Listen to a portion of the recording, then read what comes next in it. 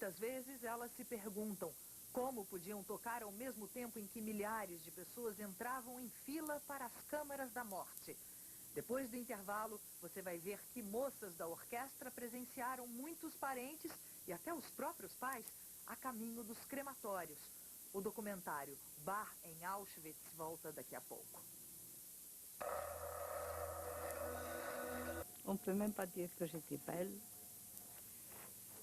Et j'avais très très faim. Et chaque bloc avait une blokova, c'est-à-dire comme la directrice de ce bloc. Et je suis allée chez elle et j'ai dit, si je chante quelque chose, vous me donnez un petit pain? Elle a dit oui. Si tu me chantes, alors oui. Et je suis remontée sur ma koya, où je dormais avec ma mère. Et j'ai dit à haute voix, je crois en hongrois, et maintenant je vais vous chanter quelque chose. Et j'ai chanté Un bel di vedremo, c'est la rue de Madame Butterfly. Et un silence et j'entends une voix qui dit, qui a chanté en allemand? J'ai dit, mon Dieu, qu'est-ce que j'ai fait? Et je savais probablement que ce n'était pas permis. Alors j'ai dit, moi, descends. Je suis descendue. Et c'était une SS femme, très très belle. Je ne savais pas à ce temps-là, mais c'était Irma Grese, qui avait un revolver ici et un baston comme ça. Elle me demandait, c'est toi qui as chanté? J'ai dit oui. Tu viens avec moi? Et je ne sais pas comment j'avais le courage de dire, je ne viens pas sans ma mère. Tout le monde a pensé, c'est fini avec moi. Et elle m'a répondu, tu viens maintenant avec moi et demain je porterai ta mère. Et c'était vrai, elle a porté ma mère le lendemain. Et ma mère écrivait puis la musique et moi je chantais dans l'orchestre.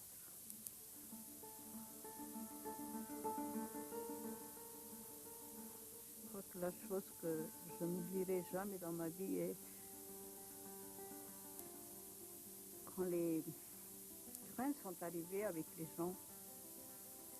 Je crois que c'était encore, disons quoi.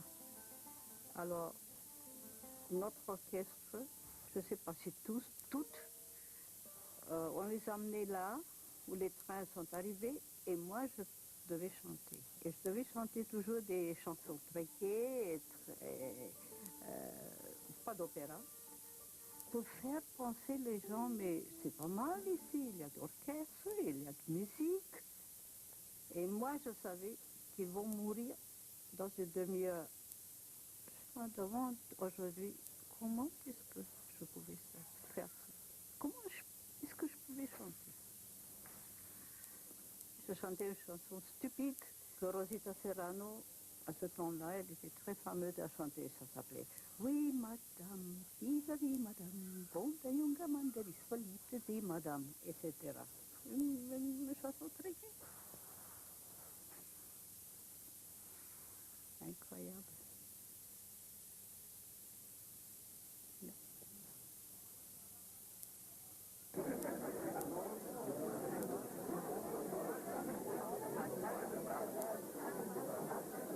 Nun, im dritten Akt Butterfly, die zur Susanne Sarrazin begegnet an Charaktere, aber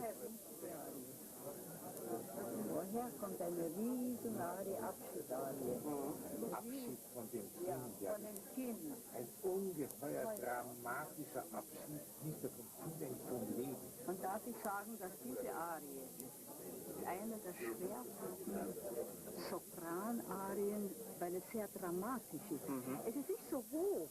Ich meine, es fängt an, es ist ganz normal, aber es braucht so viel Kraft. Eine Sängerin träumt immer, Butterfly zu singen. Ja, das ist eine merkwürdige Geschichte, dass alle Sängerinnen gerade von der Rolle träumen. Wahrscheinlich auch, weil sie so viel hergibt in der Gestaltung. Also es ist nicht nur das Singen, sondern die Möglichkeiten, so ein Schicksal von einer knitzenden, einer hoffenden, zu der enttäuschten und dann eigentlich am Schluss in eine wirkliche endlose Tragik eigentlich hinaufgeht.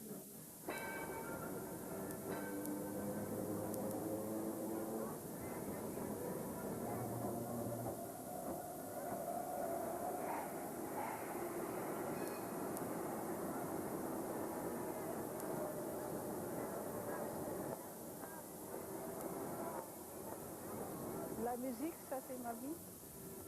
Et quand j'entends à l'opéra la musique, je crois que je peux oublier pour quelques heures ce qui s'est passé dans ma vie. Mais quelquefois je pense, si en 1944, le destin ne voulait pas que j'aille à Auschwitz, peut-être un jour j'aurais chanté aussi Madame Butterfly ici. Mais c'était le destin qui ne voulait pas.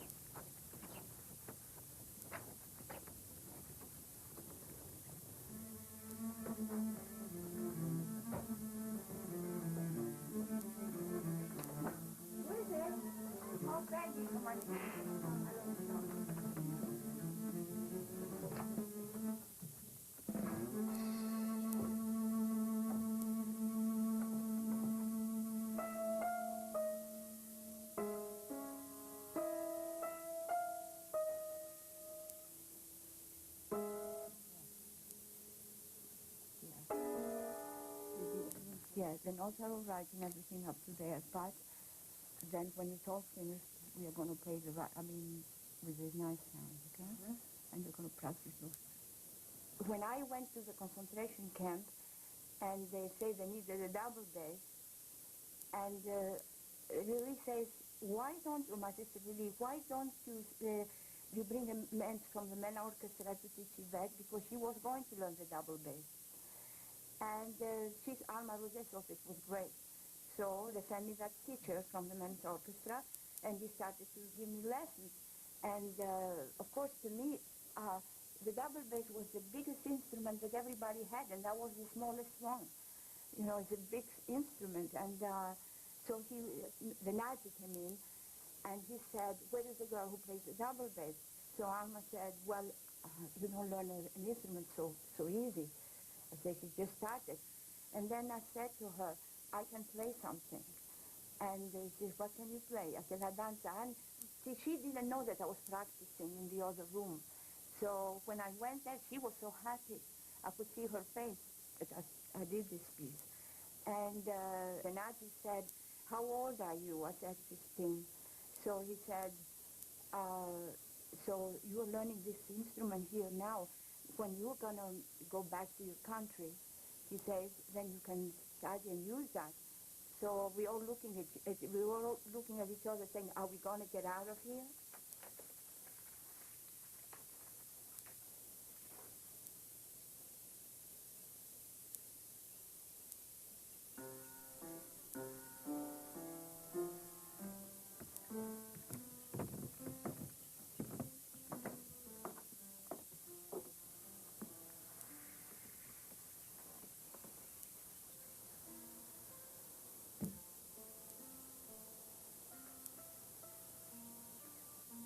This room is important to me, that I have my sister's things here. when I get up in the morning, the first thing I do is read the Bible a little bit. I like what it says there. And then I just listen to music, classical music. And that made me so happy.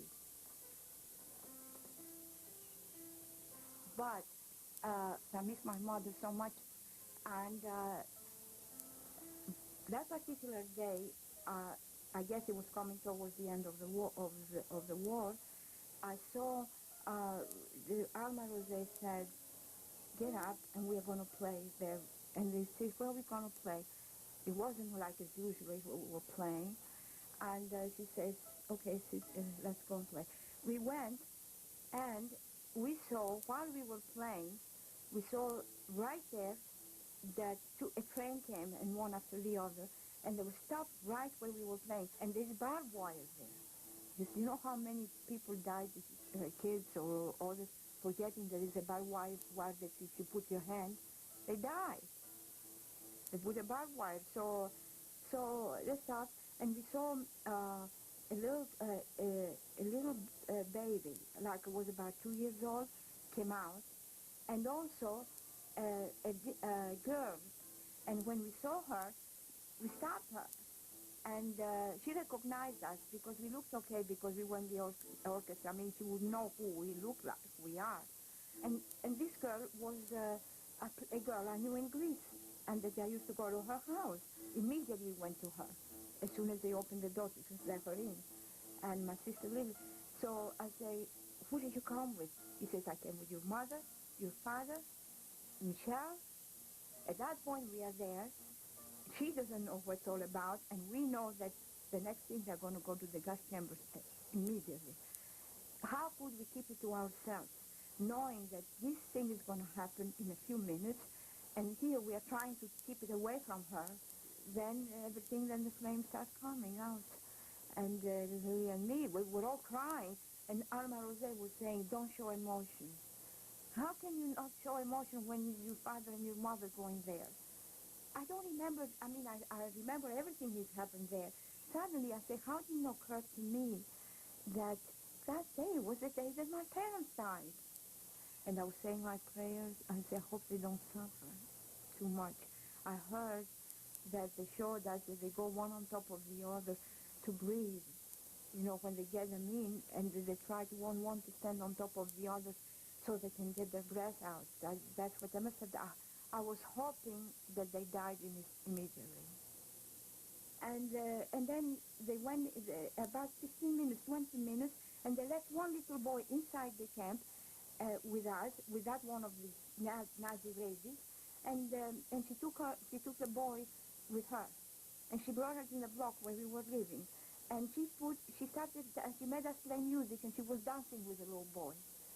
And after she danced, and she said she loved that little boy so much, and she was dancing with the little boy, jumping and dancing, and at the end, she did what she had to do. She sent him in the gas chamber.